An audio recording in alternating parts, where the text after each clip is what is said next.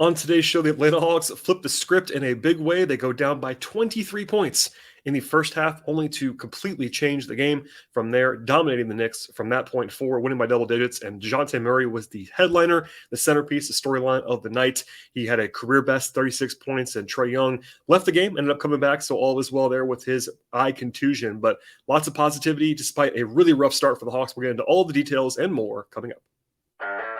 You are Locked On Hawks, your daily Atlanta Hawks podcast. Part of the Locked On Podcast Network. Your team every day.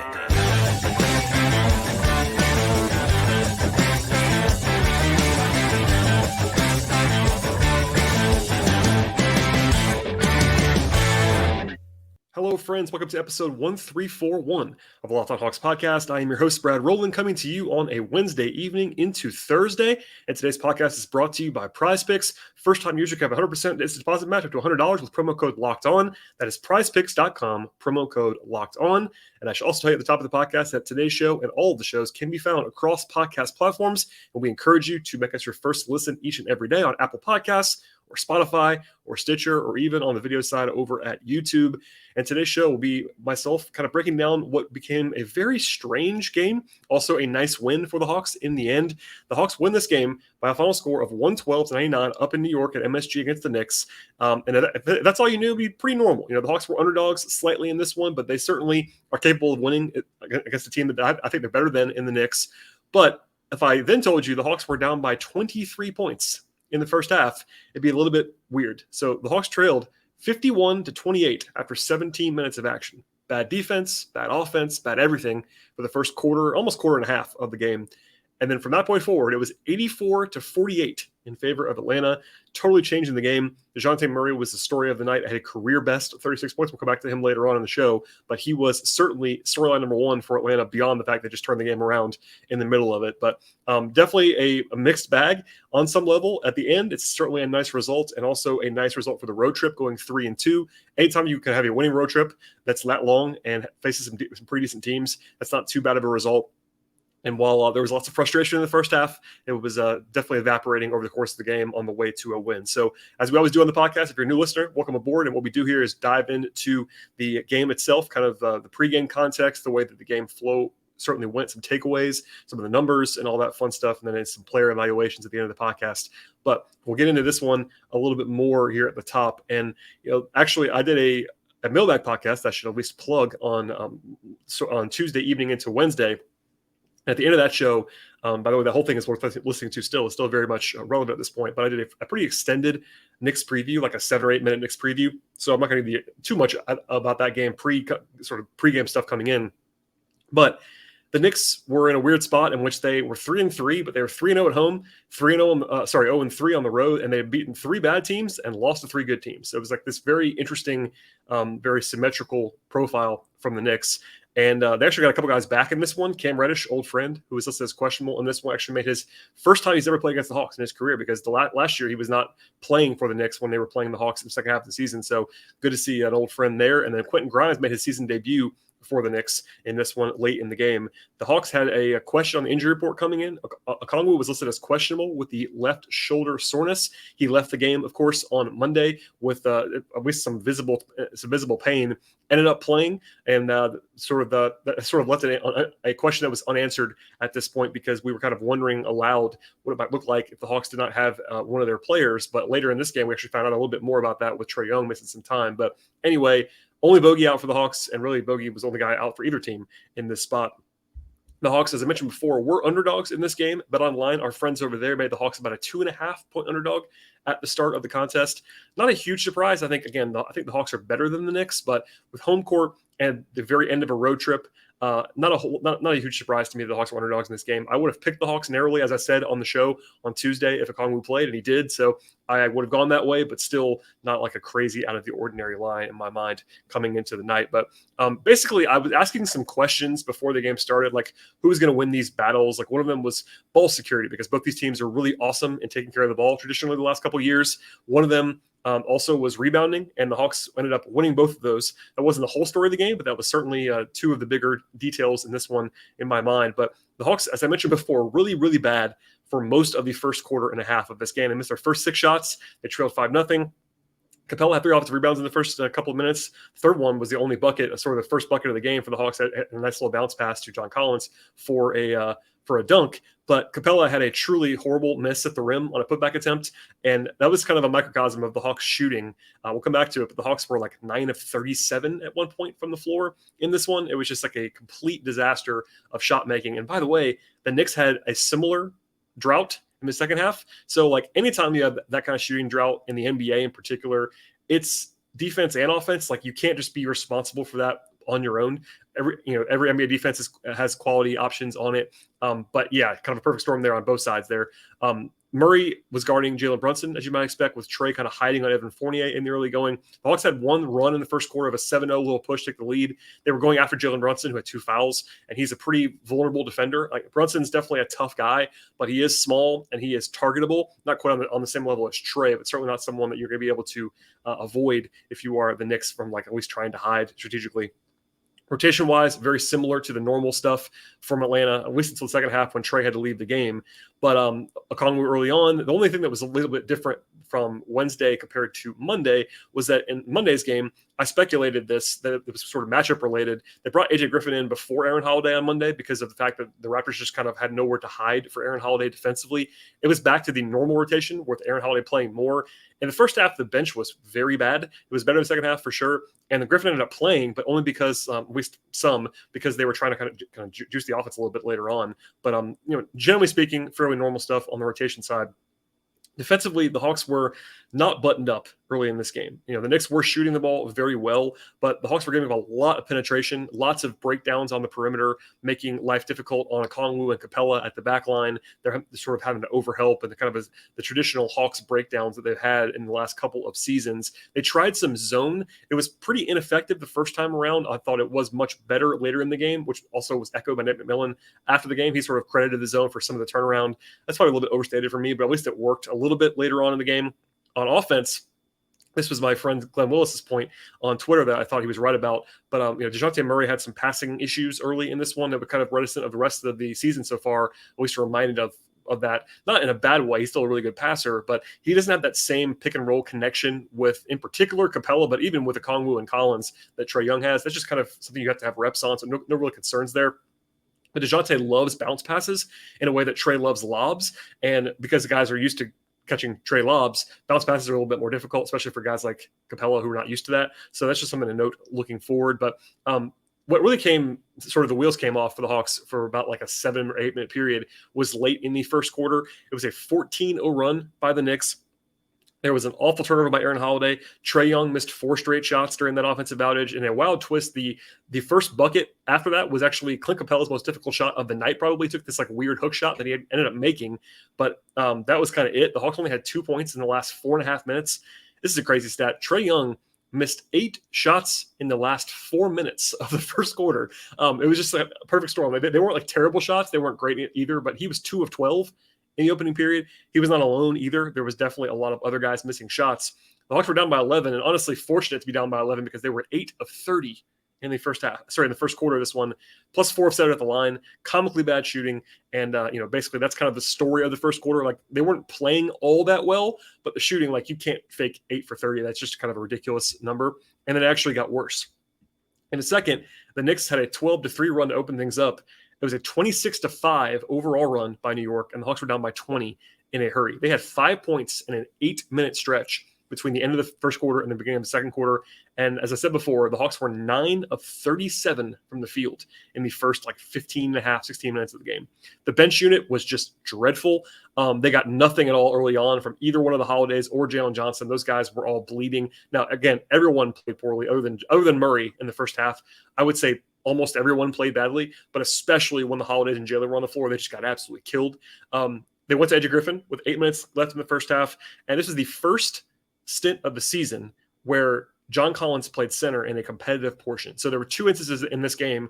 The other one was later on with Trae having to be forced out. They played without Trae or Dejounte in a rotation setting. But in the first half, it was not because of injury. It was because the Hawks were getting just nothing going on offense.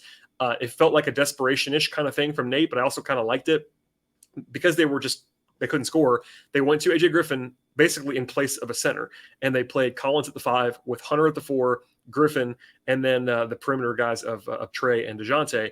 And like that's obviously focused on juicing the offense. I will say that's a group that's not going to be able to stop anyone. Not necessarily because of AJ. It's because, Collins at center, I've always thought, I think Collins is now at least I think he's above average, but certainly at least average defender at the 4. But if you put Collins at the 5, he's below average. You put Hunter at the 4, he's below average.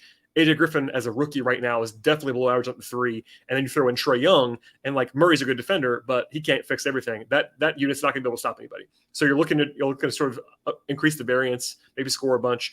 I didn't mind it, but that was certainly sort of an indication of how bad the offense was going, because that Nate went to that lineup. They finally got it going a little bit. After all of that, they were down again, 51-28. But Dejounte Murray, as he did throughout the game, and he was truly awesome in this one, he got it going and put them on his back at different times. He hit back-to-back threes that were desperately needed to sort of kickstart things. They forced a timeout from the Knicks. He had another one later on in that run. It was a 13-2 push overall from Atlanta. He found Capella for a nice feed for a dunk. He had a steal on his own and a run out for a dunk. And Murray had 23 of the first 47 points for the Hawks. He was 9 of 14 from the floor, and the rest of the team was 9 of 36. So, the Hawks had taken 50 shots at that point. They had made 18 field goals. Murray had half of them, and he only taken 14 of the 50 shots. So, it was a lot of Murray and basically nobody else early on. They stayed with Griffin for a little bit longer, and in fact, when they brought Capella back in, more of a traditional lineup, although it was a little bit of because they had tweaked with the rotation a little bit before that, they actually played Hunter and Griffin together at the 4 and the 3 for a little while. That didn't work all that well, but it was certainly worth noting that it actually happened. Trey finally woke up as well. To kind of join Murray late in that first half. He hit 2 threes and a nice floater in the last 2 minutes or so. He was 4 of 5 in the second quarter after he was 2 of 12 in the first. There was a 12 possession span at the end of the first half where the Hawks scored 11 of the 12 times, and it was basically entirely pushed by Trey and Murray. Now that's going to happen a lot. Those two guys have the ball in their hands quite a bit, but it was stark in that stretch how important and how involved they actually were. Both guys, by the way, played 20 minutes in the first half of a game in November. Now that's too many, probably, just big picture, but obviously Nate was just trying to get anything going. And because they finally found traction, there was no reason to kind of pull those guys at that point in time. They get into the halftime break down only 8, and that was a huge win after all of what transpired. They had a 106 offensive rating in the half. That's obviously very brutal. They did take care of the ball throughout the game, especially in the second half, and they won the glass as well, kind of boosting that up and kind of overcoming the bad shooting. Murray Murray tied a career high with 23 points in the first half, had 3 steals. It was great. Defensively, a lot of it was like, for me, fueled by the bad offense. The Knicks were almost always, at least in semi-transition, they were just like playing very freely because the Hawks just could not score. But New York also shot the ball very well in that first half. 16 assists from the Knicks is a ton and a half of basketball. So it wasn't always pretty, that's for sure, for the Hawks in the first half. But it was kind of an underrated part of the game that the Hawks were able to cut the lead from the Knicks down from 23-8 by halftime. And that set the stage for the awesome second half. And we'll get into all that in a second, I promise you. But first, a word from our sponsors on the podcast today. Today's show is brought to you by PrizePicks. If you're looking for a daily fantasy option in the NBA or anything else this year, check out the award-winning app at PrizePicks. PrizePicks is daily fantasy made easy. I love it, and I know that you will too. It's so very easy to use. I can vouch for that. I've been playing on PrizePicks for quite some time across sports, and I really enjoy the daily grind going through all of the numbers. All you do is pick 2 to 5 players and weigh in whether they have more or less than a certain number of points or rebounds or assists or steals or anything else that you want to look at the NBA level. And win up to 10 times on any entry, and that's a lot of fun, of course. You are not going against other people either. It's actually you against the projected numbers. PrizePicks also offers numbers on any sport that you actually might enjoy beyond the NBA. Of course, it includes the NBA, but you have college basketball, WNBA, NFL, college football, MLB, NHL, PGA. They have soccer and esports and NASCAR and tennis, MMA. They have boxing, cricket, and much more. And an entry can be done in 60 seconds or less. It's that easy and that quick. And PrizePicks has safe everything, basically, plus fast withdrawals, and they're operating in more than 30 states. That includes Georgia, and they are also operating in Canada at this point. Download the PrizePicks app or go to PrizePicks.com to sign up and play daily fantasy sports right now today. And first-time users have a 100% instant deposit match up to $100 with promo code LOCKEDON. If you deposit $100, PrizePicks will give you $100 and match it up to 100%. $50, all the kind of however much you want to give into the PrizePicks setup. They will match it up to $100, 100% across the board with an instant deposit match. But don't forget to enter our promo code, and that promo code is locked on. Sign up for the instant deposit match up to $100. Check it out now at PrizePicks. Okay, and the second half, obviously much better than the first for Atlanta, and the third quarter was the big swing. So I do think the end of the second quarter was a huge swing in Atlanta's favor that kind of saved them in this game. The third quarter was just an absolute domination. It was 32-10 in favor of Atlanta, the 10 being almost as important as the 32. The Hawks scored the first 12 points of the second half. So they went from down 23 to up 4 in about 10 minutes of clock time. Like, it was crazy. That kind of huge run. It was a 41-14 push. The Knicks missed their first 6 shots in the second half, 3 turnovers for New York, and they didn't score for about 4.5 minutes out of the gate in the second half. Trey got hit in the face, though, by Julius Randle arm flail, basically, after a pass. I don't think it was intentional by Randle. Maybe it was. I don't think it was. But Trey went to the locker room after going down hard and had a towel over his face. There was no official review. I'm not sure what they would have found. Obviously, Randle did hit him in the face, but it was like a follow-through from a pass. I'm not really sure what the ruling is there. But Trey was pretty quickly ruled as questionable to return with what the Hawks were calling a left eye contusion. Once he came back to the bench in the fourth quarter, it was very obvious that he had some swelling in the eye. I'm sure it's going to bug him for a little while. And he had the protective glasses on when he came back to the bench. But he came back in the fourth quarter, and within a few minutes from there, the Hawks announced that he was at least available to come back in the game. He ended up coming back in the fourth quarter. So that was at least a positive. It could have been worse, obviously, for Trey. We'll have updates on that, I'm sure, as we get later on in the week. But nothing really to be said beyond the fact that he was out for basically a whole quarter of action. So if you're looking for why Trey didn't play as many minutes in this game, that was why. He basically missed 10, 12 minutes of clock time. They brought Aaron Holiday in to kind of plug the gap there. That worked out very well. He was much better in the second half than the first half. As for Aaron Holiday, I thought John Collins was excellent in the third quarter. He kind of just outworked and outplayed Julius Randle in that period. He had a great offensive rebound against Randle at one point. Just kind of sealed him off for a layup. He was very active on both ends of the floor. It was good to see from him. The Knicks had 6 points in the first 10 minutes of the third. Ended up with only 10, as I mentioned a second ago, in the entire period. Justin Holiday had a big 3 in the corner. That was nice to see. And the Hawks were creating havoc defensively. A lot of that was Murray for sure, but the Knicks had 7 turnovers in the first 8 minutes of the half. The Hawks had 11 steals in the first 30 minutes of the game. It's not what the Hawks always do, but Murray really does add a lot in that area. And then after the strong start to the half, the third quarter was ended with an 18-4 run as well. So they went on a 12-0 run to open the half, and then an 18-4 at the end of the quarter. 32-10, they forced 9 turnovers in the third quarter. They didn't even shoot very well. That was the kind of thing about the Hawks the entire game here. To have the Hawks win this game by 13 on the road, they didn't shoot well really for most of the game, but they had 5 offensive rebounds in the third quarter. They had 8 assists and 1 turnover. And if you get extra chances and don't turn the ball over, that's a good recipe for offense. And through 3 quarters, Murray had 31 points, 8 assists, and 5 steals.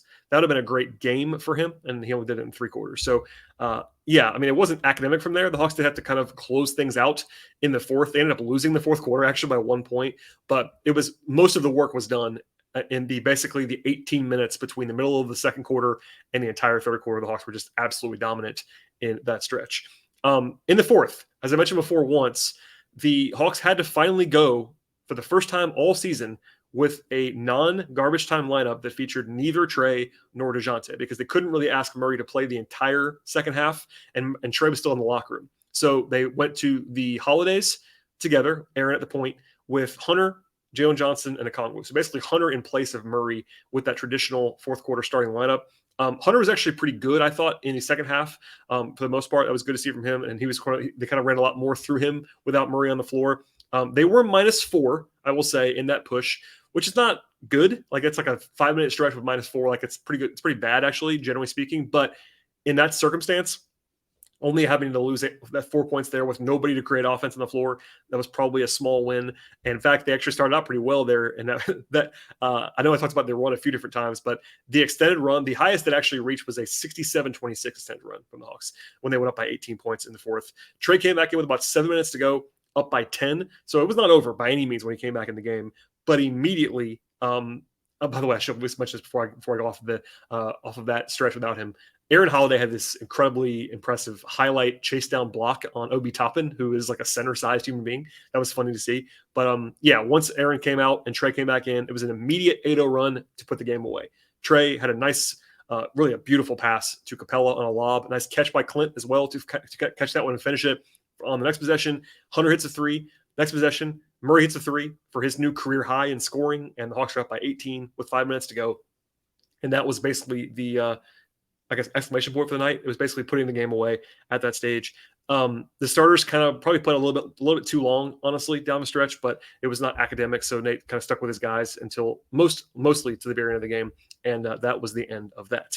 So big picture, a lot to get to here. Obviously, sort of a tale, not really a tale of two halves, like a tale of the first 17 minutes and the last 31 for the Hawks. For the whole game, though, a 113 offensive rating. That's not like special, but it's totally fine in a road game against the Knicks, who play decent defense, and they were quite good in the last 30 minutes. Like I said, they were 9 of 37 from the floor at one point in this game and still managed to post basically an average offensive game. They had 9 turnovers in the entire game, only 1 in the second half. That's a huge thing for this Hawks team, especially after the stark contrast of Monday when they just could not take care of the ball against Toronto. They got back to their roots, and the Hawks, for a reason, have led the league the last 2 years in turnovers, and that was definitely the case here. They also clearly won the offensive glass, really both sides of the glass in this one. They had a 35% offensive rebound rate in this game. That was really good to see. It was kind of everybody, too. It was like there was one guy. Collins had 5 offensive rebounds. Clint had 4. Conway had 3. They got 1 each from Hunter and Trey and Tyrese Martin also off the bench, and then Jalen Johnson and Aaron Holiday. So it was a gang rebounding kind of thing from the Hawks, which is really good to see. They were really effective on the glass here, and that was one of the points of concern as well, is that the Knicks do very well on the offensive glass, and they weren't bad there, but the Hawks generated more possessions than the Knicks did. And also, they only shot 41% from the floor and 35% from 3, but they took 16 more shot attempts than the Knicks and only 4 fewer free throws. So I know I sort of make this point a lot if you're a longtime listener to the podcast, but sometimes you can look at the possession battle and just how many shots a team takes, and that actually can be instructive. Now, percentages are helpful as well, and the Hawks, again, did not shoot very well in this game. In fact, our friends at Cleaning the Glass do the effective field goal percentage percentile, and the Hawks were a 19th percentile shooting team on this night. That's terrible. Like, again, bottom 20 percentile in the league, and they won this game by 13 points because they dominated the turnover battle, and they won the offensive glass, and they didn't foul, and they played good defense. So they also, in sort of a transition here to the defense, they had 26 fast break points. That's actually a league-leading kind of total for a game, so that's pretty impressive. And it's because they got a lot of stops. They had a 99 defensive rating. That's very good. They created 17 turnovers, 10 in the second half, and they scored 26 points off those turnovers. They had 12 steals, so those are all live ball. That's really impressive from Atlanta. A lot of that was Murray creating havoc, but it wasn't only Murray. He was definitely a big part of it. And here's the other thing that was crazy. I said it earlier in the show about the Hawks' awful start from a shooting perspective. The Knicks had their awful shooting in the second half. They were 13 of 44 from the floor. That's terrible. And 2 of 20 from 3 in the second half. So credit the Hawks for contesting shots, but anytime a team shoots that badly in the NBA, it's also their fault as well. It's not only the defense. The same thing in the first half. The Knicks did contest shots at a pretty high level in that first half. The Hawks just missed a ton of them. So definitely some weirdness there. But good job by the Hawks again, preventing free throws, winning the glass, turning the ball over, etc. And they won this game on the margin. They did not shoot well. In fact, these two teams for the full game shot very similarly. In fact, cleaning the glass again, the Hawks had a 47% effective field goal percentage in this game. That's terrible. The Knicks were 46.7%. So the Hawks had a very, very narrow shooting advantage in this one, and they still managed to win this game by 13 points because they did everything else better than the Knicks did. So anyway, we'll have more on the individual stuff, which is, of course, headlined by Dejounte Murray and his career best effort because he was really, really good in this one. We'll have more of that in a second, but first, a word from our sponsors on the podcast. All right. The bench was not necessarily awesome in this one, but they were better in the second half for sure. And we'll go through the guys who actually played real minutes. AJ Griffin was a +9 in his 9 minutes of action. A couple of those were garbage time at the very end of the game. He didn't actually score. He was actually 0 of 1 from the floor in his first stint. He had 3 points. The 1 3 that he hit was very, very late and was kind of meaningless. But I made this note on Twitter. It's pretty impressive if you watch the tape back to see how he's already being guarded. And I don't want to overstate it either, but the offense just flows better with Griffin on the floor because he can spot out to 28, 29 feet and get guarded all the way out there. He gets more respect right now as a shooter than really anybody on the team other than Trey. Like, he gets a ton of juice, and they should. He's a great shooter already. So that does matter, and I think I would like to see him play more on the offensive end of the floor. In the first half, I thought the Holidays and really Aaron in particular was like really struggling, and maybe I want to see more of Griffin. They were better in the second half, but certainly you could definitely see the trade-off because AJ, as rookies do, has struggled defensively. I thought he looked pretty good in the preseason early on, and maybe a couple of times when he first came in the game. He's showing more now of his rookiness on defense. That's okay because his offense is going to be really impressive, and he's so young that I'm not worried about defense long term necessarily. But it's a trade-off. I do think that there's pretty obvious like benefits to playing Griffin, and we'll see if they do that more often. But he played 9 minutes in this one, including some real minutes in the first half. Okongwu was relatively quiet, had 4 points in 19 minutes, but had 7 rebounds, an assist, and a steal. I thought he played well. He wasn't like popping off the screen necessarily, but I thought he did his job for the most part in this game. Justin Holiday was bad in the first half, better in the second half, made a clutch 3, played better defense, had 2 assists, had a rebound, was minus 11. In fact, the Holidays were the 2 worst plus minuses on the team, and that probably tracks. They were so bad in the first half that I'm not even going to try to dismiss it. But I thought Justin got it back a little bit. Same with Aaron. I think Aaron, if you just watch the second half, you're like, wait, he played great. First half, he's terrible, honestly. But the second half, 3 assists. He had 8 points. He had that huge block on Toppin. And they were better as a team with those guys playing. And by the way, Aaron had to kind of play like starter minutes in the second half because he had to come in for Trey so early, had to lead that second unit in the fourth quarter. So a different role for him after halftime because Trey was out, and maybe more comfortable in that role in some ways. So the bench was not great on the whole. I shouldn't forget Jalen Johnson. Jalen did not score in 12 minutes, had 4 rebounds, 1 steal. He was kind of a non-factor, and then defensively it was an adventure. Like there's going to be lots of good nights and maybe some shakier nights, I think, from Jalen Johnson. Defensively, it's really an adventure at this point. And this is not a game where he really had any flow in offense. And if he's not going to have any flow in offense, he's kind of tough to play. And we saw that in this game. He only played 12 minutes. And that was not a coincidence, I don't think. He was probably their worst player in this one. That played anyway. To the starters, the guy who played the least was Capella because they tried that Collins at center look in the first half. I thought Capella got better as the game went along. He had a brutal first quarter, as the entire team did, but especially Clint. I'm obviously higher on Clint than most, but he was like visibly bad in that first quarter on offense in particular. He was 0 for 4 on layups in the first quarter. Like, I know he's going to have some finishing challenges, but the one on the putback was like comical, and he just had no juice. I thought after that he looked like himself and looked pretty good, but that's not like excusing it. He was really bad in that first quarter. Had 8 points, 10 rebounds, had a steal, was pretty good after that, but like it wasn't like he was blowing anybody away necessarily in this matchup. I think defensively he tightened up a lot though in the second half and was his usual anchor self. DeAndre Hunter had a good second half, still not enough rebounding or passing from DeAndre Hunter. My friend Tower Jones has been on this podcast many times, made this point during the game. DeAndre Hunter is not someone who throws the extra pass, really ever. And that's not going to change, I don't think, anytime soon. He had 1 assist in this game, 3 rebounds.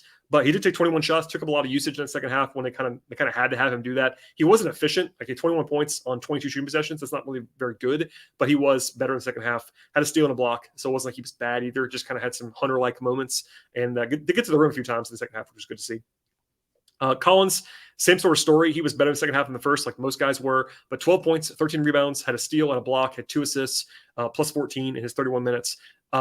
Like a B game for him, Collins. He wasn't like fantastic, but I thought he really played well and like really, really outplayed Randall after halftime. Trey, it was a weird game. The first quarter, he was just like unbelievably bad, like 2 of 12 from the floor. And like I said before, he missed 8 shots in 4 minutes at the end of the quarter. He was good in the second quarter and he was good in the fourth quarter. Still a rough efficiency game for Trey, who's well below, by the way, his usual efficiency this season. He came into the night with 54% true shooting, which is not terrible, but it's well below his norm, and that's going to fall after this game. He had 17 points on 23 shooting possessions, so that's actually way below his normal average. Did have 7 assists and 1 turnover. That's good to see after he made 10 turnovers on Monday. He was better on the whole than he was in that game against the Raptors, but I think he's still due for some positive regression as a shooter. And the fact that he went 5 of 15 on 2s in this game is not necessarily something that I'm going to worry about a whole lot, but it's notable as to why the Hawks were struggling a little bit more.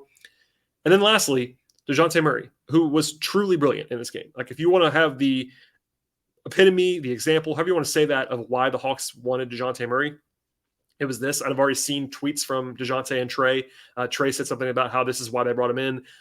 It really is true. Like, in the first half in previous years, with Trey playing the way he was in that first quarter, the Hawks would have just been dead to rights on offense. They would have been. Like, Murray single-handedly, really, in the second quarter for about a 5-minute stretch, keyed them. They were down 23. I think he scored like 9 of the next 11 points, 3 threes. Like he's not this great shooter, but he took 12 threes in this game. Like he was very much feeling it. He was aggressive. He was hunting his own shot. He was 9 of 15 on twos. The 6 steals speak for themselves. Like he was creating absolute havoc on the perimeter, a career high 36 points. It was a little bit weird to me. I didn't know this until I looked it up during the game.